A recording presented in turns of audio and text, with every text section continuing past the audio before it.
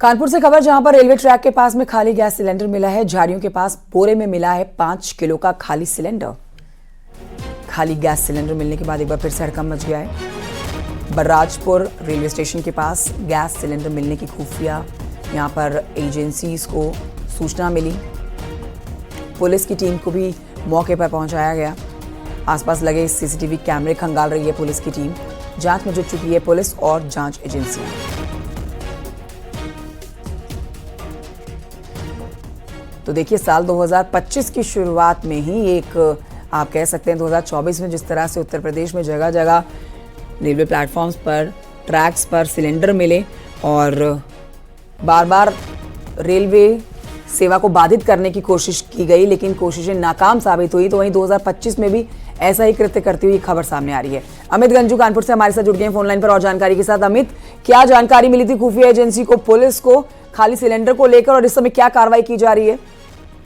देखिए, मैं आपको बताना चाहूंगा, ये पूरा मामला कानपुर के शिवराजपुर स्टेशन के बर्राजपुर का है, जहां एक बार फिर से 47 नंबर क्रॉसिंग के पास बोरी में एक सिलेंडर मिला। सिलेंडरों की सीरीज अब कहीं से कम होती नहीं दिख रही, क्योंकि 7 महीने के अंदर तीसरी घटना, 4 महीने के अंदर एक ही क्षेत्र के आधा किलोमीटर के रेडियस में दूसरी घटना। हालांकि इससे कोई हानि नहीं हुई, लेकिन पुलिस को और खुफिया विभाग के अधिकारी भी इस बात में जुट गए जांचने के लिए कि ये कोई शरारत है या कोई साजिश। और ऐसे में कहीं ना कहीं पुलिस के अधिकारियों के लिए सबसे बड़ा टास्क बन रहा है कि रेलवे के किनारे पड़े उस क्षेत्र में जहां आसपास आबादी नहीं, सिलेंडर आया तो आया कहां से, सीसीटीवी फुटेज खंगालने में लगी है। तो वहीं आसपास के लोगों से पूरी रात भर पूछताछ चली और ऐसे में एसपी रेलवे अभिषेक वर्मा का कहना है कि टीम के 10 सदस्यों को लगाया गया, जिसमें इटावा के जीआरपी, जसीओ जीआरपी आगरा, कासगंज और कानपुर की टीम को लगाया गया है। जी ठीक है, तो मतलब ये समझा जाए जिस तरह से 2024 में कई बार ऐसी घटनाएं सामने आई है कि रेलवे ट्रैक को या फिर यातायात को बाधित करने की कोशिश की गई है या फिर किसी की शरारत ही रही है, और वैसी ही एक और ये खबर कानपुर से निकलकर सामने आई, तो इससे पहले ही इस खबर से सतर्क रहने की जरूरत होगी। अमित गंजू, देखिए कंचन जी, आपने बड़ा अहम सवाल किया। निश्चित तौर पर ये जिंदगियों से जुड़ा मामला होता है, क्योंकि लोहे की 2 पटरियों पर हजारों जिंदगियां दिन भर उस ट्रैक पर गुजरती हैं। कानपुर कासगंज का ये ट्रैक है, कानपुर फर्रुखाबाद का ट्रैक है, अनवरगंज का ट्रैक है और बरेली इज्जतनगर डिपो के अंतर्गत ये सारा पूरा मामला आता है। और ऐसे में अधिकारियों के लिए भी सबसे बड़ा सवाल है कि आखिर सिलेंडर्स का यहाँ पहुंचने के पीछे उद्देश्य क्या है?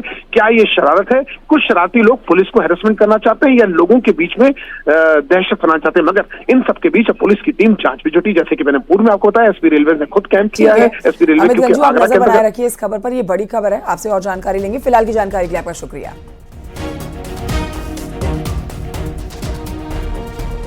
प्लेसेस ऑफ वर्शिप एक्ट 1991 को लेकर एआईएमआईएम प्रमुख असदुद्दीन ओवैसी ने सुप्रीम कोर्ट में अर्जी दाखिल की है। इस पर आपको बताएंगे, जिस पर सुप्रीम कोर्ट आज सुनवाई करने जा रहा है। ओवैसी ने अपनी याचिका में प्लेसेस ऑफ वर्शिप एक्ट 1991 को सख्ती से लागू करने की मांग की है।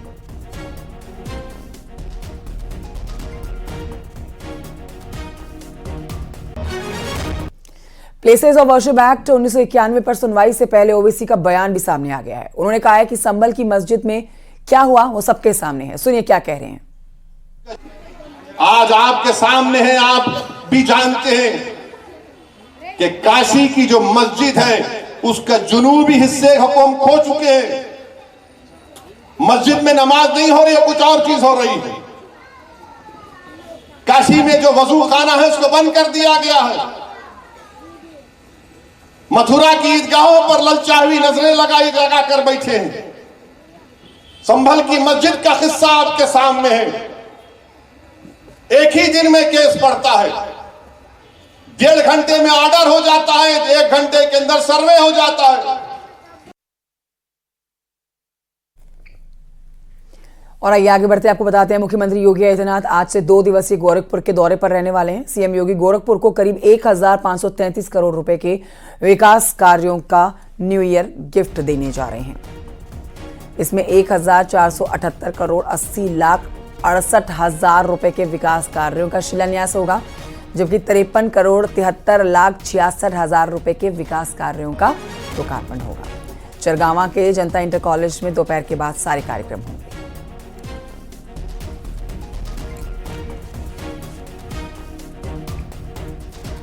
और आइए महाकुंभ की बात करते हैं। महाकुंभ को लेकर सीएम योगी ने ट्रैफिक पुलिस को निर्देश दिए हैं।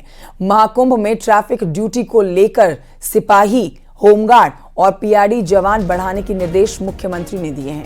साथ ही कहा है कि किसी भी सूरत में महाकुंभ में ट्रैफिक व्यवस्था खराब नहीं होनी चाहिए। आसानी से दिखने वाले साइन बोर्ड लगाए जाएं। सड़क हादसों को रोकने के लिए लोगों को जागरूक किया जाए। हादसों में घायल लोगों की मदद करें।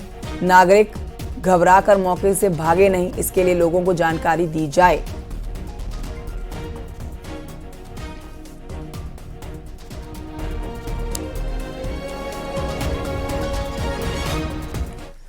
और इस समय महाकुंभ से जुड़ी एक बड़ी खबर आप तक पहुंचा रहे हैं, जहां पर सीएम योगी ने ट्रैफिक पुलिस को दिए हैं निर्देश।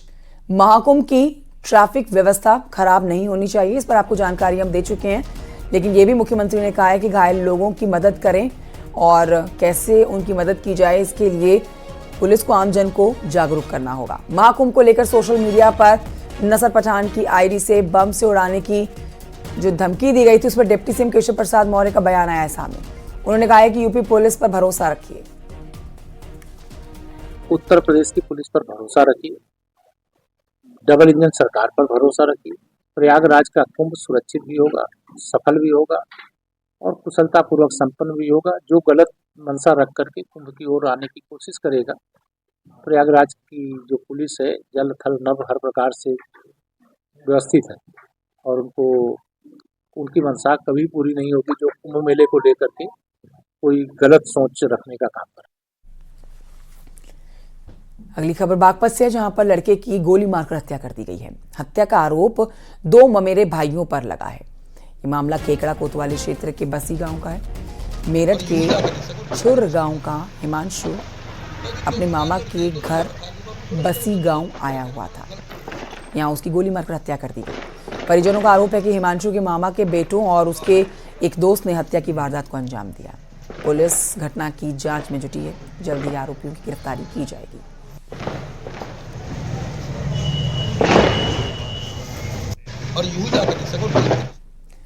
उधर बलिया में मामूली सी कहासुनी के बाद 2 लड़कों की धारदार हथियार से वार करके हत्या कर दी गई। ये घटना कोटवा नारायणपुर गांव की है। प्रशांत गुप्ता और गोलू वर्मा शराब की दुकान पर शराब खरीदने गए थे। वहां उनकी किसी एक लड़के से कहासुनी हो गई। लड़के ने प्रशांत और गोलू पर धारदार हथियार से हमला कर दिया। बक्सर ले जाते समय दोनों की मौत हो गई। आक्रोशित ग्रामीणों और परिजनों ने शव को रखकर प्रदर्शन किया। मौके पर पहुंचे अधिकारियों ने समझा बुझाकर मामले को शांत कराया।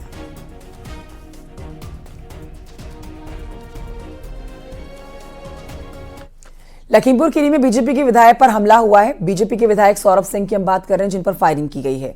पत्नी के साथ वो वॉक पर निकले हुए थे। उसी दौरान कुछ लड़कों ने उनके ऊपर फायरिंग कर दी।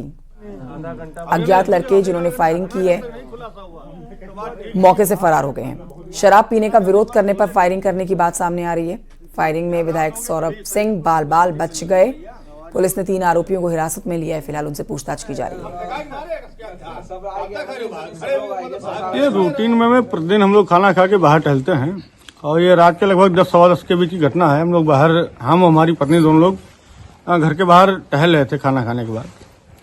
और घर के बाहर जैसे ही लगभग हम लोग 50 मीटर दूरी पर आगे बढ़े, लगभग दाहिने हाथ पे 2 लड़के खड़े हुए थे और हम लोग देखने के बाद कुछ गलत सलत बोले तो हम लोगों ने उनको ललकारने के बाद उन लोगों की तरफ से भी जवाबी बातचीत हुई और हवाई फायर किया उन लोगों ने और दोनों लोग घटना को अंजाम देने का भाग खड़े।